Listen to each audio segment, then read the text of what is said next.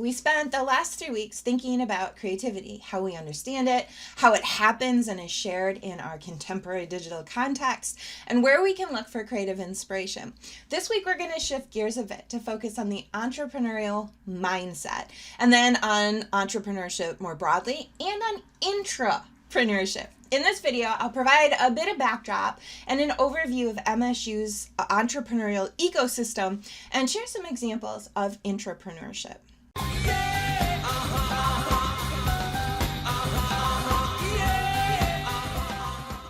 MSU students, staff, and faculty have been thinking entrepreneurially for decades.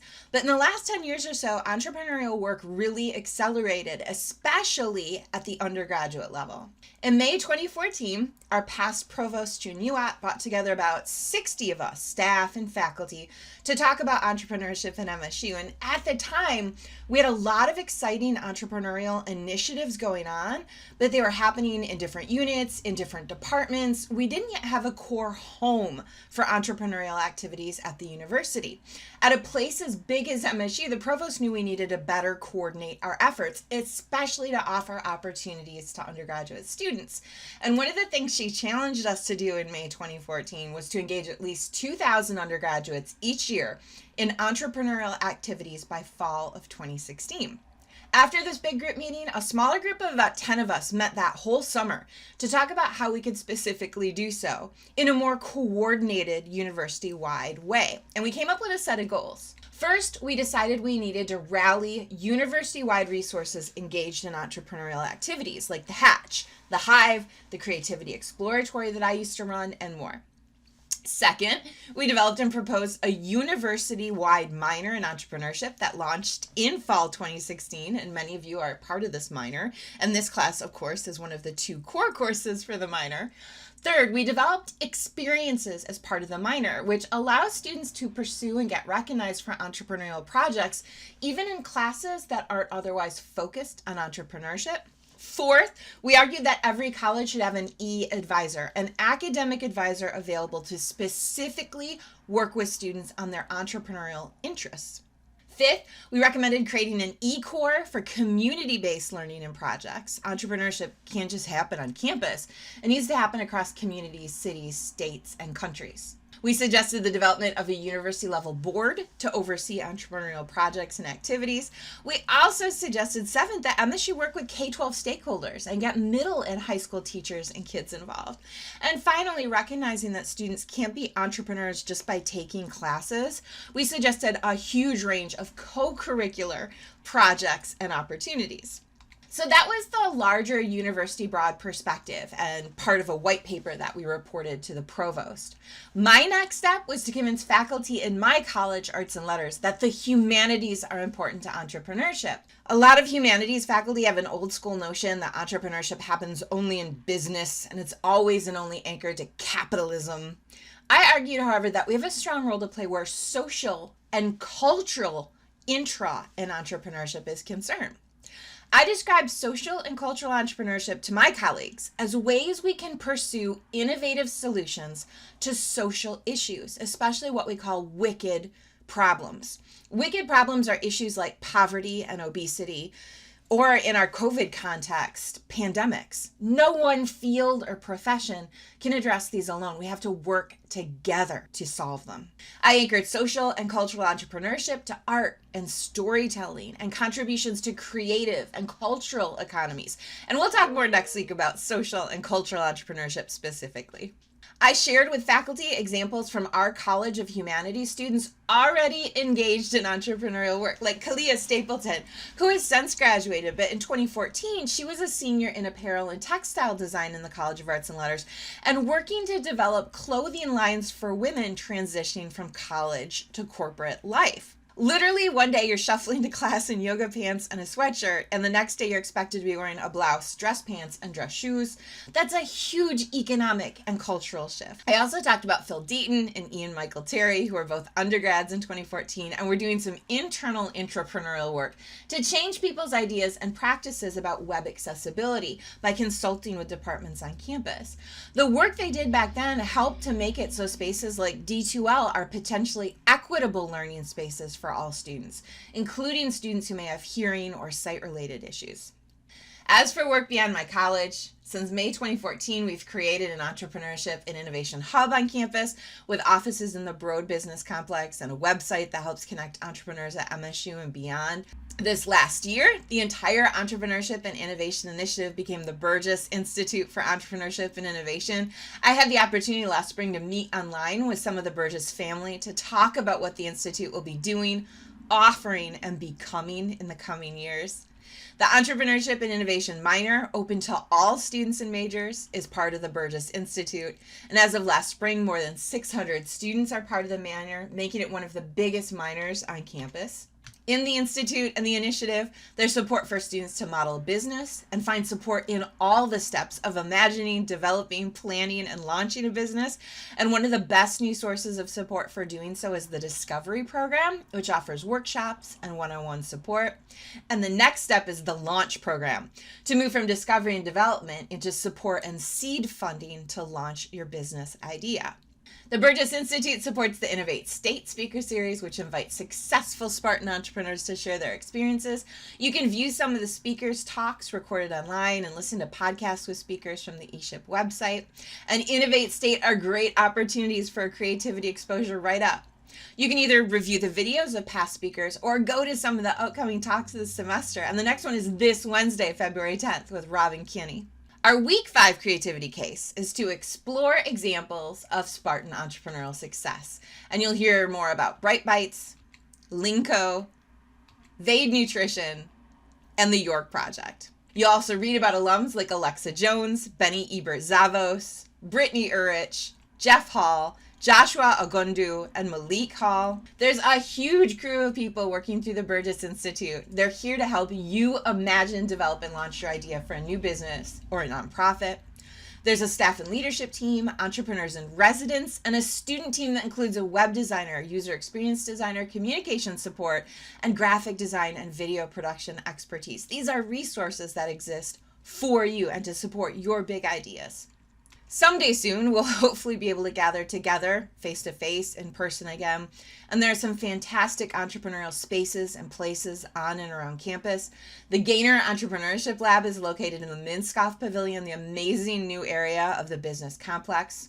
There's also the Hatch, which is a 24/7 co-working space for students just north off campus, off of Grand River.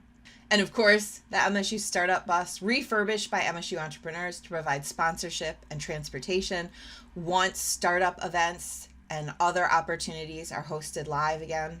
You can read more about these amazing resources and, more importantly, the amazing resources available to you virtually on the Burgess Institute website, eship.msu.edu.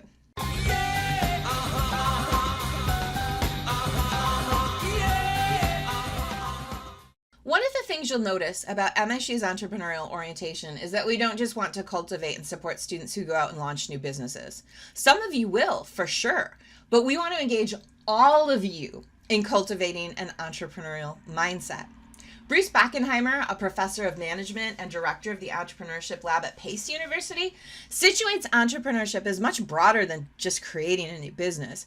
He says entrepreneurship is about a particular orientation to the world, focusing on imagining new ways to solve problems and create value. Or, as Ken Shamuziak here at MSU puts it, entrepreneurship is an orientation to the world. At MSU, we anchor having an entrepreneurial mindset to attitudes, skills, and behaviors, including having initiative and self-direction, taking smart risks, being flexible and adaptable, being creative and innovative, and more. And these characteristics aren't just cultivated or don't just happen in the business college. They, of course, happen across the entire university in your majors, in the humanities, and elsewhere. One of our creativity sparks for this week is the table of contents from Kevin Johnson's The Entrepreneur Mind. The table of contents is actually the list of 100 characteristics he thinks are key to successful, or as he puts it, elite entrepreneurs. And I'm really curious to see what you think of his list, if you disagree with any of the characteristics, if you think any are missing. Entrepreneurship and prized entrepreneurial characteristics is a living thing, changing with culture, the economy, and more. For instance, the Encyclopedia of Entrepreneurship was published 35 years ago. And it included a list of entrepreneurial characteristics, which included things like egotism and aggressiveness as positive characteristics. These in themselves are not necessarily characteristics favored today. I would argue that empathy and social engagement are two characteristics that should be on contemporary lists. As you all probably know, there are some hefty critiques of the concept of entrepreneurship, especially in the context of our larger corporate capitalist culture. Entrepreneurship is often associated with or stereotyped as being anchored to finance bros and young, aggressive, well-off white dudes generally. There's often a bootstraps mentality associated with entrepreneurship, an attitude of, well, anyone can be successful if they just work hard.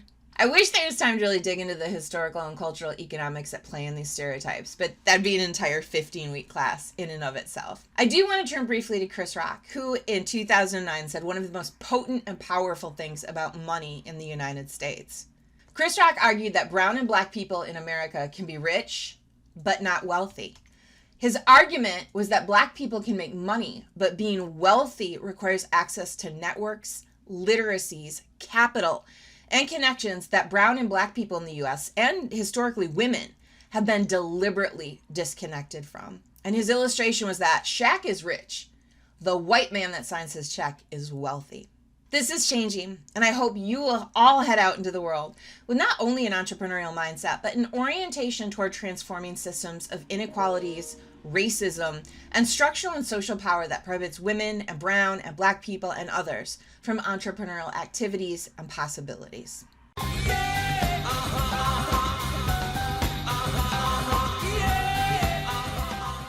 Having an entrepreneurial mindset isn't just related to launching a new business, and entrepreneurial thinking isn't just related to launching a new business.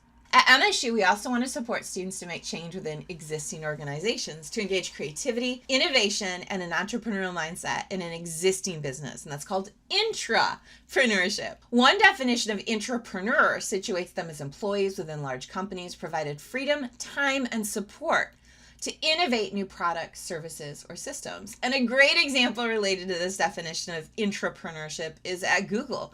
Google encourages employees to spend 20% of their paid work time thinking about projects and ideas that will innovate. And Gmail was born this way. The system was imagined in 2001 and then launched in 2004.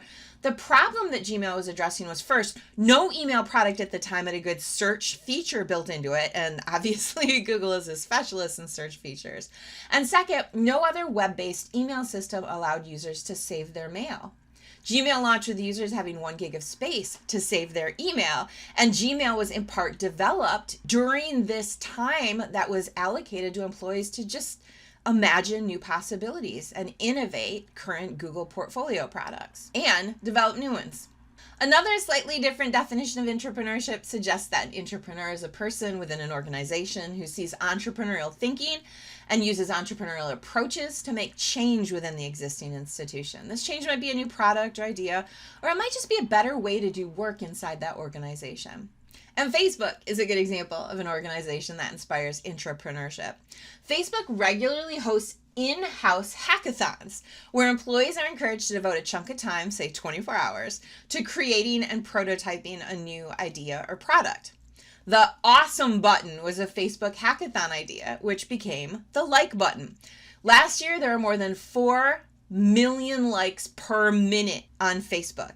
As of last month, the like button had been clicked more than 1.5 trillion times. And a socially engaged example of entrepreneurship is TJ DiCaprio's work at Microsoft. She launched a project where Microsoft units across the 100 countries where Microsoft does its work engage in reducing Microsoft's carbon emissions through an internal carbon fee. Each unit in the company has to be innovative in their use, or they get assessed a fee, and the fees are then collected and invested in Microsoft's environmentally engaged initiatives, like supporting wind farms where their data operation centers are in India and China. I think this is a fantastic example of intrapreneurship, leveraging entrepreneurial thinking.